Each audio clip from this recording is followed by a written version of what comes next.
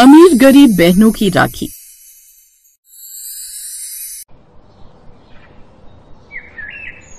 नहीं मम्मी, मैं तो सबसे पहले डॉली से राखी बनवाऊंगा, जिससे मेरा भविष्य उज्जवल होगा और इसी की तरह सुंदर भी होगा। ये सुनने के बाद सलोनी रोने लगी। उसकी माँ ने उसे बहुत देर तक समझाया और उस राखी पर सलोनी ने सूरज के हाथ पर राखी भी नहीं बांधी।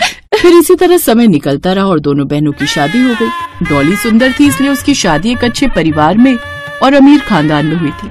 वहीं सलोनी के रंग रूप की वजह से उसको मध्यम वर्ग के परिवार में ब्याहना पड़ा और इस साल अस्मित की भी शादी हो रही थी। दोनों बहनें अपने मायके आई हुई थी। देखो तो मेरी दोनों बेटियां कितनी सुंदर लग रही हैं। ये लो चावल का थाल लो और दोनों बहनें अश्मित के पीछे पीछे चलते हुए इसे अश्मित के ऊपर डालना। अश्मित घोड़ी पर बैठा हुआ था, तभी वो सलोनी को इशारे से चावल डालने के लिए मना कर देता है। तुम ऐसे काम क्यों करती हो सलोनी? तुम्हें पता है ना कि भैया को ये बिल्कुल भी पसंद नहीं है कि जब भी कोई उसके भविष्य से जुड़ी हुई बात हो और तुम उसमें टांग अड़ा दो। ये तो रस्म थी, मम्मी ने कहा, इसलिए मैं ये करने के लिए आ गई थी। अगर तुम्हें अच्छा नहीं लग रहा है तो मैं नहीं करूँगी। हाँ, अस्मित नाराज हो गया तो तुम मत करो।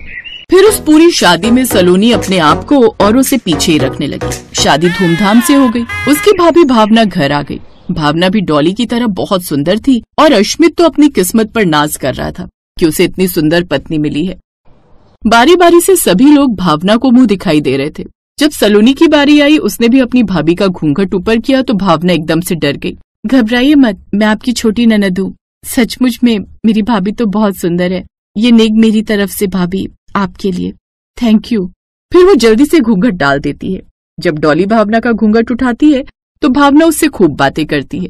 फिर दोनों बहनें अपने अपने घर चली जाती हैं। 1 महीने बाद ही राखी का त्योहार था। डॉली बड़े अरमानों से राखी का इंतजार कर रही थी और उधर सलोनी भी इंतजार कर रही थी कि इस बार तो वो अपनी भाभी को भी राखी बांधेगी। बाजार में वो सबसे सुंदर राखी अपनी भाभी के लिए पसंद करती है और एक प्यारी सी राखी अपने भाई के लिए। दोनों बहनें थोड़ी ही समय के अंतराल में राखी के दिन अपने घर पहुंच जाती हैं। बहू, आज तुम्हारी पहली राखी है। माँ, डॉली से कहना पहले वही राखी बांधेगी। क्या अश्मित, मुझे नहीं पता कि सबसे पहले तू मेरे हाथों से ही राखी बंधवाएगा। फिर डॉली पहले टीका करती है और उन्हें राखी बांधती है। उसके बाद वो अपने भैया भाभी को भी मिठाई खिलाती है और फिर सलोनी की बारी आती है। वो भी अपने भैया भाभी को टीका लगाकर जैसे ही राखी बांधकर मिठाई खिलाने लगती है। अब मैं मिठाई बाद में खा लूंगी। हाँ। फिर थोड़ी देर बाद सभी लोग खाना खाने लगते हैं। तभी सलोनी की नजर भावना के हाथ पर जाती है, जहाँ पर सिर्फ डॉली की राखी बंधी हुई थी और उसने सलोनी की राखी को खोल दिया था। और ये देखकर सलोनी को बहुत दुख हुआ, लेकिन उसने कुछ नहीं कहा। जाते समय भावना ने डॉली को एक सुंदर सी साड़ी दी। वहीं उसने सलोनी के हाथ में पैसे रख दिए। माफ करना दीदी, मुझे आपके रंग के ऊपर कोई कपड़ा समझ में नहीं आया। फिर बाद में मैंने सोचा कि मैं पैसे ही दे देती हूँ, आप अपनी पसंद की ले लेना। उस रोज सलोनी को राखी का त्योहार बिल्कुल भी अच्छा नहीं लगा। वो अपने आप को घर में बिल्कुल अलग अलग महसूस कर रही थी। उसके बाद सलोनी ने अपने मायके जाना बहुत ही कम कर दिया। उधर भावना और डॉली फोन पर घंटों बातें करती रहती, लेकिन सलोनी के पास उनमें से कोई भी फोन नहीं करता। और देखते ही देखते 1 साल बीत जाता है। दोबारा से राखी आने वाली थी। एक दिन, सुनो सलोनी बेटी, बहुत बड़ी खुशखबरी है, तुम बुआ बनने वाली हो। माँ, ये तो बहुत बड़ी खुशखबरी है। अभी तो मैं नहीं आ पाऊंगी, लेकिन राखी का त्योहार अगले हफ्ते है, तो मैं भैया और भाभी के लिए शुभकामना का कुछ गिफ्ट लेकर आऊंगी। हाँ हाँ बेटा, क्यों नहीं, बहुत बड़ी खुशखबरी है। चलो तुम अपना काम कर लो, मैं डॉली को भी बता देती हूँ। और ये सुनने के बाद सलोनी बहुत खुश हो जाती है। वो सोच में पड़ जाती है कि आखिर वो इस बार राखी पर अपने भाई और भाभी को खुशखबरी के लिए क्या गिफ्ट दे। उसको इतना खुश देखकर उसका पति उसके पास आकर कहता है, क्या बात है, आज बड़ी खुश लग रही हो। मैं बुआ जो बनने वाली हूँ। अरे ये तो बड़ी अच्छी खुशखबरी सुनाई तुमने। सुनो, एक काम करना, गुड लक के लिए कोई अच्छा सा तोहफा लेकर जाना। मैं भी यही सोच रही थी। एक काम करती हूँ, मैं डॉली को फोन करती हूँ, उसके पास काफी आइडियाज होंगे। थोड़ी देर बाद सलोनी डॉली को फोन कर देती है। कैसी हो डॉली, मुझे तुमसे पूछना था कि भैया और भाभी के लिए गुड लक में मैं क्या लेकर जाऊँ। अच्छा, तुम उस गुड लक की बात कर रही हो। वो मम्मी ने तुम्हें बताया नहीं, लेकिन मैं तुम्हें बता देती हूँ। भाभी ने कहा है कि मैं तुम्हें बता दूं कि तुम 9 महीने तक घर मत जाना, जब तक उनके यहाँ बच्चा नहीं हो जाता। भाभी कह रही थी कि बच्चे पर सलोनी का रंग आ गया तो ये क्या बेवकूफी भरी बातें हैं, और तुम भी उनका साथ दे रही हो। क्या मैं तुम्हारी बहन नहीं हूँ या मैं अश्मित की बहन नहीं हूँ। बचपन से आज तक तुम लोगों ने मेरे साथ हमेशा भेदभाव किया है। क्या रंग रूप इतना मायने रखता है? तुम दोनों सुंदर हो, लेकिन मैं हमेशा तुम लोगों से पढ़ाई में आगे रही। तुम लोगों ने उस चीज को कभी क्यों नहीं देखा? तुमने वो कहावत नहीं सुनी, जो अच्छा दिखता है वही बिकता है? और मैंने तो तुम्हें ऐसा कुछ एहसास नहीं करवाया, लेकिन अब भाई की सोच तो उसकी है ना सोच। लेकिन तुम तो अश्मित को समझा सकती थी ना कि वो मेरे साथ इस तरह का भेदभाव ना करे। लेकिन नहीं, तुम्हें तो बहुत खुशी होती थी और तुम खुशी खुशी में हमेशा ये भूल गई कि मुझे दुख हो रहा है। ठीक है, तुम भी जाओ इस राखी पर और बांधो अपने लाडले भाई को राखी। मैं नहीं आने वाली उस घर में अब। राखी पर डॉली बहुत सुंदर राखी लेकर जाती है और गुड लक भी लेकर जाती है। Thank you so much. मैं चाहूंगी कि मेरा होने वाला बच्चा तुम्हारी या मेरी तरह ही खूबसूरत हो। क्यों नहीं होगा, ये हमेशा से मेरे लिए लकी रही है। Thank you so much. मैं चाहूंगी कि तुम्हारी मुराद पूरी हो जाए। अरे तुम दोनों आपस में बातें करते रहोगे या सलोनी को फोन लगाकर पूछोगे कि वो भी कब तक आ रही है? वो नहीं आएंगी। अरे त्योहार पर नहीं आएगी? भला ऐसे कैसे हो सकता है? मैं अभी उसे फोन लगाती हूँ। जब उसकी मम्मी सलोनी को फोन लगाती है, माँ मैं नहीं आऊंगी। भाभी ने डॉली से कहा है कि अगर मैं राखी पर आई तो उनका बेटा या बेटी जो भी होगा वो मेरी तरह काला ना हो जाए। ये तुम क्या कह रही हो? भला ऐसा भी होता है क्या? किसी के रंग रूप से होने वाली संतान के रंग रूप पर फर्क पड़े? कोई बात नहीं सलोनी, माँ मैं अगली राखी पर आ जाऊंगी।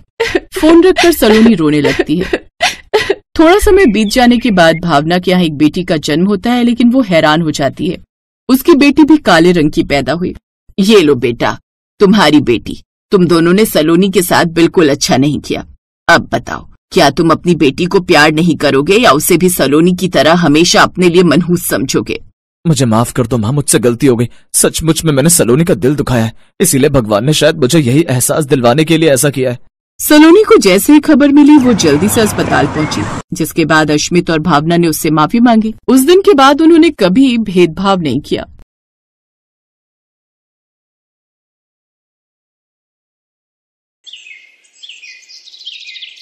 निधि और प्रिया दो सगी बहनें थीं। उनका एक भाई 10 साल का सुमित था, जिसे वो बहुत प्यार करती थी।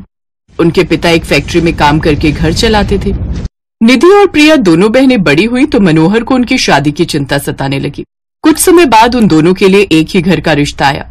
जो परिवार आ रहा था वो 2 फैमिली थी, अर्जुन और विजय की। विजय के माता पिता का देहांत काफी साल पहले हो गया था। तब से उसके ताऊजी ने ही उसे पाल पोस कर बड़ा किया था और दोनों बच्चों के बीच में कोई नाइंसाफी न हो जाए, इसलिए उन्होंने ऐसा घर चुना जहां से वो 2 मध्यम वर्गीय परिवार की लड़कियों को ही अपनी बहू बनाए। अच्छा है दीदी, अब तुम दोनों की शादी हो जाएगी तो मैं आराम से अकेले एक कमरे में रहूंगा। रुक तू, रुक, अभी बताती हूँ तुझे। इसी तरह उन दोनों भाई बहनों के बीच नोकझोंक चलती रहती है। फिर लड़के वाले आ जाते हैं और देखने दिखाने की रस्म के बाद निधि और अर्जुन और प्रिया और विजय का रिश्ता तय हो जाता है। कुछ समय बाद दोनों बहनें ब्याह कर ससुराल आ जाती हैं। अर्जुन खुद का कपड़ों का काम शुरू करता है और विजय एक छोटी कंपनी में नौकरी करके ही खुश था। धीरे धीरे अर्जुन की मेहनत रंग लाती है और उसका व्यापार बहुत अच्छा चलने लगता है और वो अमीर बन जाते हैं। कुछ समय बाद अर्जुन एक बेटी का और विजय एक बेटे का बाप बन जाता है। आप भी क्यों नहीं कोई काम शुरू कर लेते? इस बार अर्जुन जीजा और निधि दीदी आई थी तो खुद की गाड़ी से आए थे। साथ ही उन्होंने अपनी बेटी के लिए सोने की चेन भी बनवा दी। ये मत समझो कि मैं उनसे जल रही हूँ, लेकिन हमें अपने बेहतर भविष्य के लिए सोचना चाहिए। देखो प्रिया, हमारे पास जो है उसी में खुश रहना सीखो। कहीं ऐसा ना हो बेहतर के चक्कर में मेरी नौकरी भी चली जाए। अपने पति की बात सुनकर प्रिया चुप हो गई। निधि वैसे तो बहुत अच्छी थी, लेकिन पैसा आने के कारण अब उसमें घमंड आ गया। उसे अच्छा लगने लगा जब लोग उसके अमीर होने की तारीफ करते। कुछ दिनों बाद राखी का त्योहार आने वाला था। दोनों बहनें तैयारी में लग गई। ऐसे ही राखी वाले दिन निधि अपनी कार से मायके पहुंची, जबकि बस के इंतजार में प्रिया लेट आई। घर में सुमित और उसकी मां आशा थी। निधि के आते ही उसकी मां खूब सारा सामान टेबल पर सजा देती है। ले बेटी, जो तुझे खाना है खा, ये सब मैंने खास तेरे लिए मंगवाया है। अरे माँ, इन सब की क्या जरूरत थी? ऊपर वाले की कृपा से खाने पीने की कोई कमी नहीं है मेरे ससुराल में। अच्छा सुमित, देख भाई, इस बार मैं तेरे लिए सोने की राखी लाई हूँ और ये हमारे यहाँ की सबसे महंगी मिठाई है। हाय, सोने की राखी, इतना खर्चा करने की क्या जरूरत थी? अब माँ, मेरा एक ही तो भाई है, और सुमित तुझे कुछ और भी चाहिए हो तो मुझे बोल देना। सुमित वैसे तो छोटा था, लेकिन अपनी अमीर बहन की चकाचौंध देख खुश हो जाता है।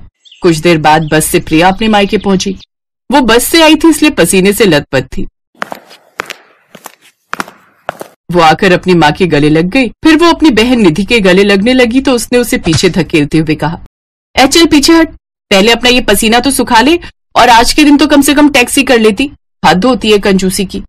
प्रिया को बुरा लगता है। फिर वो देखती है कि टेबल पर ढेर सारे नमकीन, बिस्कुट और मिठाइयां रखी हैं, लेकिन उसके आते ही उसकी माँ वो सब हटा लेती है और प्रिया के लिए चाय और एक सस्ता सा बिस्किट रख देती है। ले बेटी, ये चाय और बिस्किट खा। ये सब देख प्रिया को बड़ा अजीब लगता है। फिर दोनों बहनें अपने भाई का तिलक करती हैं।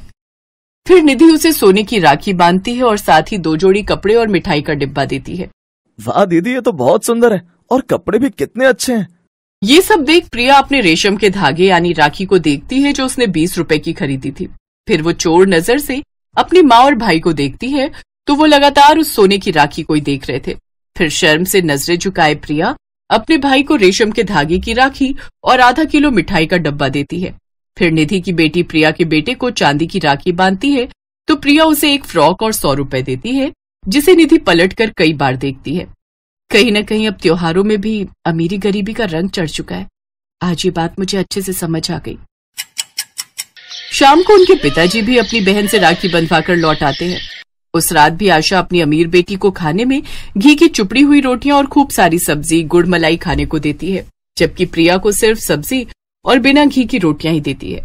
फिर रात को, निधि बेटी तू और तेरी पिंकी इस बेड पर सो जाना और प्रिया तू और बंटू यहाँ जमीन पर बिछे इस गद्दे पर सो जाना। मनोहर ये सब चुपचाप देख रहा था, लेकिन उस वक्त वो चुप रहा। ऐसे ही अगले दिन दोनों बहनें वापस अपने ससुराल जाने की तैयारी करती हैं। तो विदाई के वक्त आशा निधि को कपड़े और 1100 रुपए देती है। ये ले निधि, ये महंगी साड़ी, ये फ्रॉक पिंकी के लिए और ये 1100 सगुन। तू तो वैसे इतना कुछ लाई थी और प्रिया ये साड़ी और 100 रुपए तेरे लिए। निधि ये सब देखकर बड़ा गर्व महसूस कर रही थी कि कैसे उसकी अमीरी के कारण उसे इज्जत दी जा रही है, लेकिन ये सब देखकर मनोहर बहुत गुस्सा हुआ। गुस्सा क्यों होते हो जी? अब ये तो रीति रिवाज है, जितना जहां से मिलता है उतना ही देना भी तो पड़ता है। तुम समझ क्यों नहीं रहे? अच्छा निधि, तुम बताओ, जब तुमने अपने भाई के लिए राखी खरीदी तो क्या तुम्हारे मन में यह विचार था कि सोने की राखी खरीद कर तुम अपनी अमीरी दिखाओगी? महंगी मिठाई लाकर तुम क्या दिखाना चाहती हो? तुम अपनी ही बहन को नीचा दिखाना चाहती थी। और तुम आशा, जो ज्यादा सामान लाया है उसे ज्यादा शगुन और जो कम लाया है उसे कम शगुन। भाई बहन के इस प्यार भरे दिन को तुम अमीरी गरीबी से मत तोलो। पापा, सुमित मेरा इकलौता भाई है। मैं कसम खाकर कहती हूँ कि मैं त्योहार को त्योहार की तरह ही मनाने आई थी, लेकिन कल से ये सब मैं भी देख रही थी। लेकिन मेरे लिए त्योहार पर शांति बनाए रखना सबसे ज्यादा जरूरी था। निधि के पास कोई जवाब नहीं था। अब उसे एहसास हुआ कि उससे गलती हो गई है। हमें खुशी हुई निधि बेटा कि तुम बहुत अमीर बन गए हो, लेकिन अपने इस अमीरी गरीबी को तुम अपने भाई बहन के प्यार में मत तोलो। मुझे माफ कर दो पापा, आगे से मैं कभी शिकायत का मौका नहीं दूंगी। और मेरी बहन, तुम भी मुझे माफ कर दो। इसके बाद तीनों भाई बहन एक दूसरे के गले लग जाते हैं। फिर सब साथ में चाय पीते हैं, जिसके बाद आशा दोनों बेटियों को बराबर का सम्मान और शगुन देकर खुशी खुशी विदा करती है। Thanks for watching.